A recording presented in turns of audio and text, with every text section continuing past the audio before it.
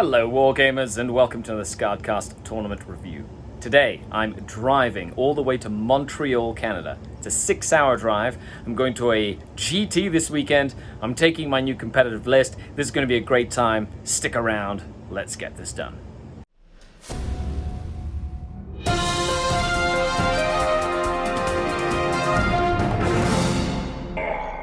The Dark King.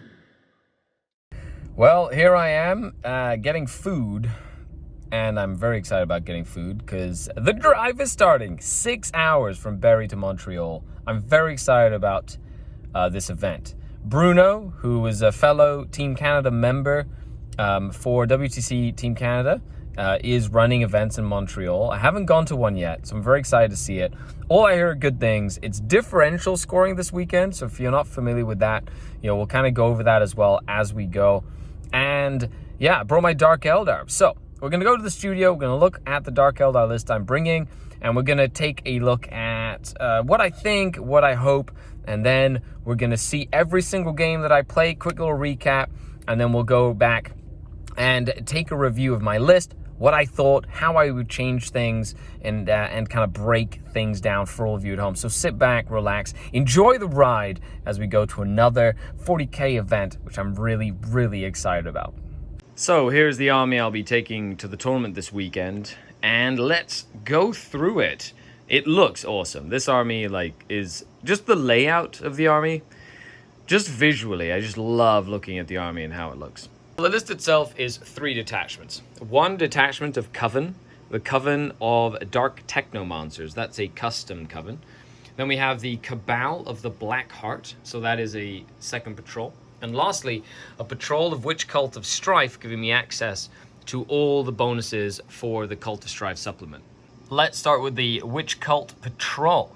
It starts with a Succubus, who is not my main warlord, but does have the Tolerated Ambition for precision strikes and the relic, the Triptych Whip.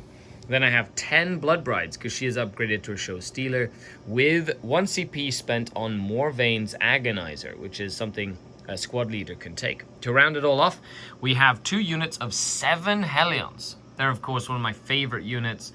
I highly recommend them for competitive 40k Drukkari. They're just so fast and they are quite killy. So that's the first patrol. The second patrol is Archon Skari. He is not the named warlord, but he does have Tolerated Ambition.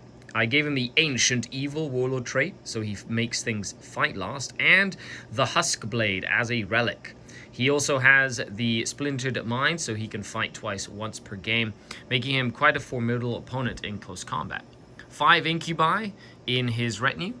Now, even though they're Rex, you can put them in the Cabal of the Black Heart Patrol.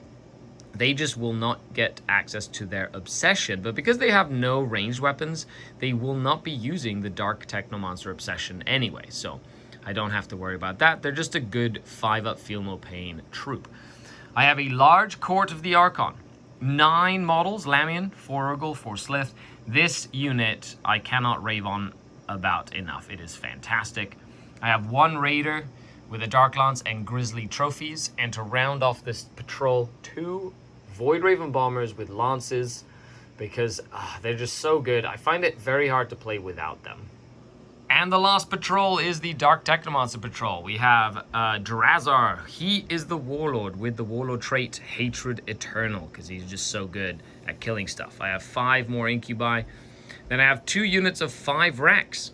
Each unit has a Hex Rifle on the Akathist and an Ossifactor, giving them some shooting weapons so they can use the Dark Technomancer ability to make their ranged weapons +1 to wound and +1 damage.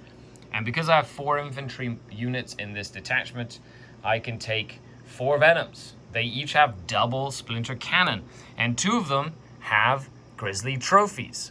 They will make use of the +1 damage, because poison doesn't really get the +1 to wound. But against vehicles, they do get +1 to wound with their Strength 3. So that really helps give this a little bit more shooting than you would think. And let's go over how I think the list will do. So this list is a very mixed bag list, has a little bit of everything. Has the 3 very killy close combat characters, the couple of units of incubi to sort of like get stuck in and do some damage, the court to be sort of like a tar pit, the Hellions to be sort of shock troops with the Blood Brides to really threaten like light infantry and hordes and other units and trying to hold them in combat. The Venoms, the Raider, and the Void Raven Bombers do a lot of anti-tank and anti-infantry and their long-range shooting. Of course, the Bombers are the psychological impact of potentially losing a whole bunch of stuff to mortal wounds before the game even starts. So, with Drukhari, this list goes in waves. The first turn, usually you set up, you move into position, and then you start striking, sending units to go and kill stuff, take objectives, deny points, and essentially score more than your opponent by the end of the game. That's at least the theory. So, now that you've taken a look at the list, let me know what you think down below. Let's dive into the venue where we will be playing round number 1. Okay, enjoy. We'll come back to the studio and take a breakdown after the information that we have learned from the event. It is round number 1 at the Capital City Clash or Montreal Major. I get to play against Black Templars for round number 1, which is really fun. I decided to take them alive behind enemy lines and retrieve Nephilim data. My opponent took Oath of Moment, banners, and engage on all fronts. So it's going to be a slobber knocker. The mission is conversion. So wish me luck. The games begin. Okay, so that is the end of round number 1. 90 points for the Drukkari, 68 points for the Black Templars. Being able to turn a core unit into objective secured was really, really useful in this game. Being able to make dreadnoughts, like hold objectives and stuff, very fancy. Great use of Devout Push with the Judas here to get that fight lost where he needed it, which did mean that he was able to get quite a lot of primary points, which I was trying to stop him from getting. Secondary points, I was able to stop him from scoring secondaries, and that's where I got most of my points. Big moment of the match was my Incubi making Helbrecht fight lost with their Tormentors and then killing him in one round of combat, which was awesome and very sad because I love Helbrecht. Big Daddy Helbrecht is, I'm a fan. Okay, so with that is a 22 points, so it's a 16-4 or something like that, I think, or 14-6. Okay, well, we'll check it. With that, on to lunch and round number 2. And here we are after, round number 2. I get to play against Jerome and his Dark Eldar Drukhari. That's right. He's running Curse Blade. He's running Covenant 12. He's running Blackheart. He does have a Ravager. He's got a bunch of Raiders. He's got lots of Incubi and Racks and Grotesques. We are playing Mission 12, tear down their icons. And Jerome did win the role to go first. He's doing his movement phase right now. He took engage on all fronts. He took kill stuff, one of the kill stuff, take them alive, and he also decided to take banners, whereas I took behind enemy lines, take them alive, and no prisoners, trying to just do as much damage as possible as the game goes on. So wish me luck, and this is gonna be a fun game. We literally rolled to go first, and we rolled 3 ties before we found out who went first. It was fantastic. And that is game. So at the end of the game, there were like no models left on the board. We both absolutely murdered each other. I did go second, so it helped me score points at the end of the game. So it was an 18 win for the Drukkari. 18 points to 2. Which Drukkari? The Dark Elf, my Drukkari. But that was really close. There was a clutch moment where Drazar, fighting twice, failed to kill 5 Incubi, only killing 2 Incubi, and the remaining 3 Incubi killed him. It was nuts. That was like the point of the game where it kind of flipped and turned on my opponent, Jerome. But thanks so much for the game. With that, it's almost the end of round number 2. We got one more round tonight, and then 2 more rounds tomorrow. Very excited. This is a WTC table number 2, if anybody wants to see. That's a legit WTC style table, and these are WTC boards, which have the really cool like setups for deployment and stuff, which makes it easy to kind of figure out where everything is. Okay, let's see what happens with the next round. We're getting ready to play the game. I'm playing Francois and his unnerfed Tyranids, Leviathan Tyranids. It's okay. It's going to be a good game. We've been looking forward to a rematch since we played at the BPO, where I taught Francois a few things about Dark Elder. Yep. It's good. Number 1 in Canada right now, are you? Number 3. I'm just behind nice. Sam, and oh yeah, because Sam was crushing it. Yep. But it's going to be a great game. We're playing Death and Zeal. I took Engage on the Front, behind it, Engage on the Front, no prisoners, and Retrieve Data. And Francois took Behind Enemy Lines, Ritual, and something else. What is this?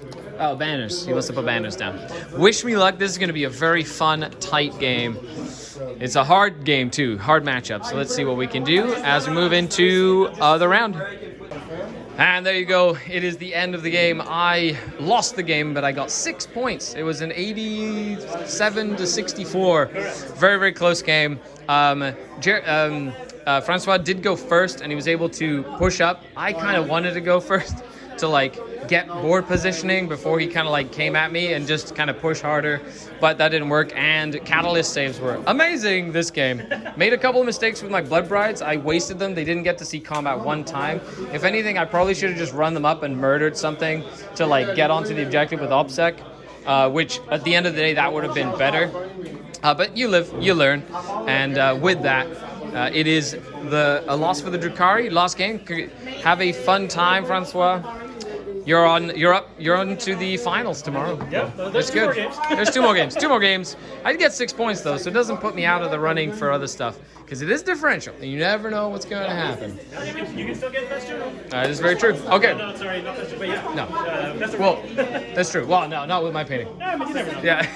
Other than that, okay, it's time to go get food, go to sleep, come back, and 2 more games.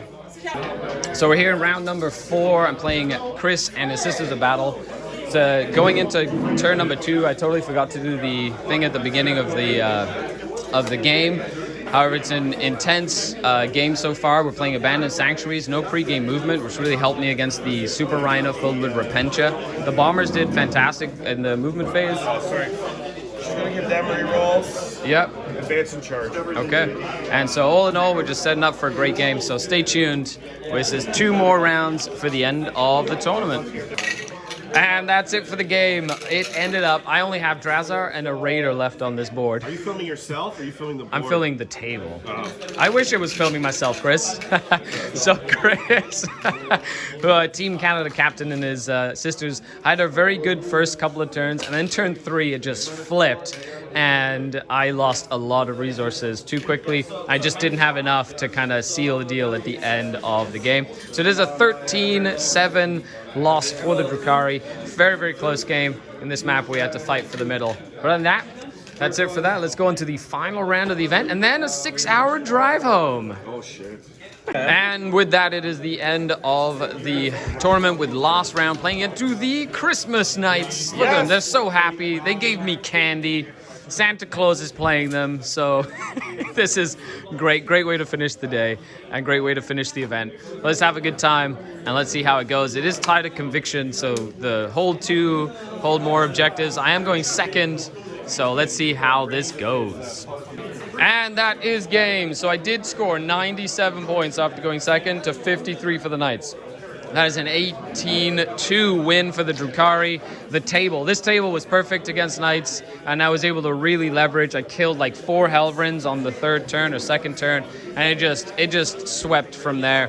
But a great game so far.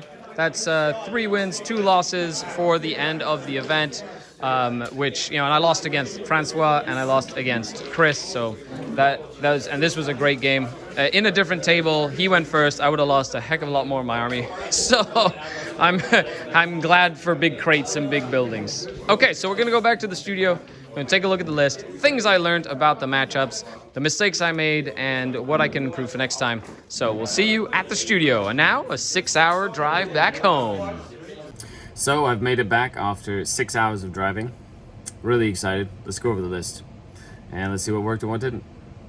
So we went 3-2. So I won 3 games. I lost 2 games. My goal was to go 4-1. So I'm a little disappointed that I did not achieve that. However, it was fantastic games, 5 great games. I learned a lot, and it gave me a lot of food for thought when it comes to this style of Drukhari list, which is a bit different than the styles that I'm used to, which have like more MSU and things like that, and some grotesques and whatnot, which gives me access to some more durability. So let's talk about the things that really worked. The core of the Archon, absolutely fantastic. Archon Skari, Drazar, and the Succubus, they are just incredible. Incubi, absolutely love Incubi. The Venoms and the racks with the souped up weapons, they were really, really good. I really like that. And of course the Hellions, they do sort of like all the work, or a lot of the work, and they're really good on heavier tables. Now, as much as I love my Void Raven bombers, they're so hit or miss, and I do wish that they did more consistently. They're like the only thing I could pull out to really like tweak with this list. The Blood Brides are okay, they're good, they're strong. However, I need to get better at using them because they are such a fragile unit. However, and I didn't really use Morvane's Agonizer at all this entire weekend. So basically, taking a look at that, let's break down what I would take out and some like options. Like, I'm going to give you an option, tell you why I would change the changes that I would do and how that would look. Okay, so what's getting the cut? Well, sadly, it has to be the Void Raven Bombers. It's the only place where you can really drop points. 350 points. It's about 400 points, right? That's, you know, everything else is a great core. This works great. It's the bombers. They either do something or they do nothing. So it's like inefficient points. So what do we do instead of that? What we do is we bring in 2 Darklance Ravagers. They are very similar in role. However, yes, they can sort of participate more in the game. They can get onto objectives. They can hold backfields. They're not as like psychologically dangerous as the Void Raven Bombers, but it really gives you punch at range. It gives you mobility, gives you access to do things like behind enemy lines or engage on all fronts or hold objectives with more units on the table. Now that leaves us 90 points. So what do we do with 90 points? You can either put 6 Mandrakes in or 5 more Incubi in. So I would say I personally prefer the 5 more Incubi route. Like if you really want to do some work, then you put in the beautiful Incubi because they just go in and murder everything.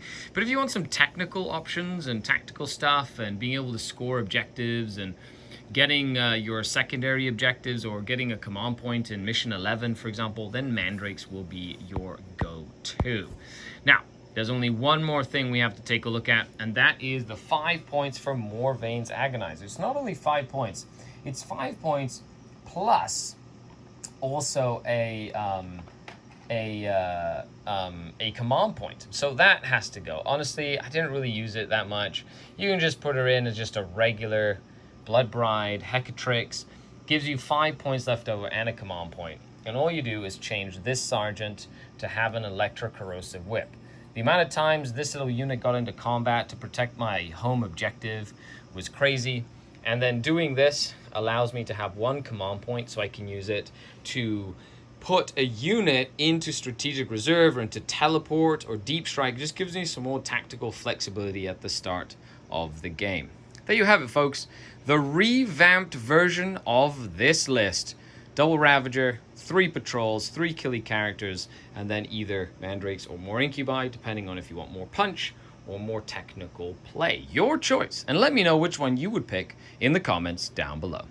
Well, thanks a lot for watching, everyone. A huge shout out to the channel Patreons. As you can see, I'm writing the name of all the Patreons on the game board that I have. So thank you so much to everybody. I'm in the process of painting them all up. You can get your name on there as well. Huge shout out to all of you. The links are down below. After that, I've been Skari, your grateful host. Signing off until next time. Skari out. Ah, the Dark Kin. Bye, everybody.